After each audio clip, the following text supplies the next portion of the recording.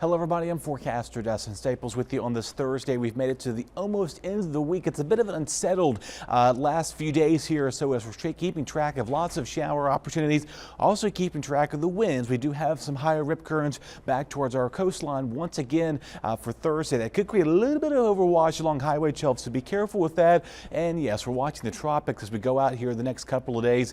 A lot of peak things. The season here is approaching pretty soon. We got a couple disturbances out there. We'll get you caught up with that in just a second though. But earlier on this morning here, back in the 60s, 70s here, low to mid 70s there. Not too bad for our coastal spots as well. Overall, the winds have been thankfully diminishing over time, but they'll begin to pick up as we go through the duration of our day. Of course, yesterday was a very eventful day for a lot of flooding issues here down towards portions of our southern counties here, back up towards I-95 between Castelia and Spring Hoe. Picked up some heavy downpours. South of Aden, Grifton, Kinston, LaGrange there picked up some heavy downpours, especially back towards Keatingville and Rose Hill as well. Of course, showers and storms this morning are starting to slowly diminish as we go towards their morning hour commute. Most of these rain showers will be fairly light, nothing to the extent like we saw yesterday, but again, don't be surprised if you do come across some ponding of water in some isolated spots. But of course, all thanks to that disturbance off our coastline there that's bringing all this moisture with that too. Here's the latest on Tropical Storm Dexter. We are going to be saying farewell to the storm this weekend.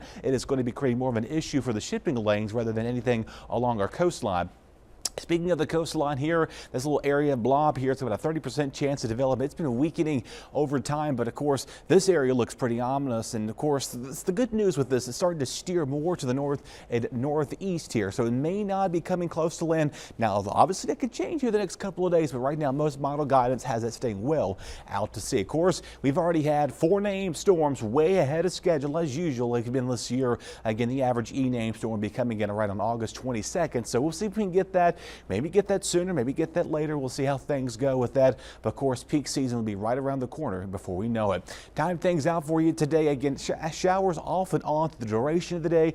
Not everybody may see showers. You may stay completely dry with breezy conditions with clouds at times. Other than that, though, we're going to see a mix of clearing as we go towards tonight. Not much heavy rainfall like we saw last night. So I think we'll have a better chance of drying out here as we go towards this afternoon. Friday afternoon, we'll do a kind of similar story to today. Not everybody will see rain. Those who see rain could see some heavy downpours with it, and then things kind of go quiet as we get towards late evening. How much rainfall can we see? Probably not several inches of rain like we saw yesterday unless you see a heavier downpour. But again, the same areas that have already seen the heaviest of the rain could see additional ponding of water on that too.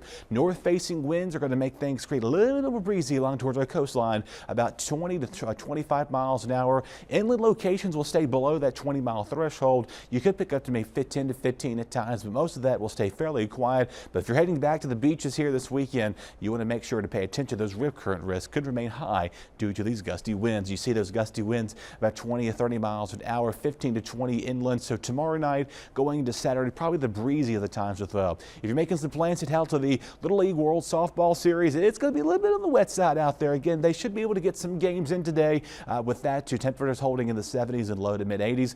Low risk of rip currents for our Crystal Coast, moderate risk for our southern Outer Banks, and the northern face of the beach, and go have a higher risk of rip currents with that as well. Your coastal 5-day forecast to get highs in the low to mid 80s here will remain breezy at least through Saturday. And again, that's the same story for our inland locations here. But what are you noticing here? We're still below the 90-degree threshold until we get to earlier next week as well. But other than that, we'll also keep track of the tropics as if anything could bring any impacts to E&C.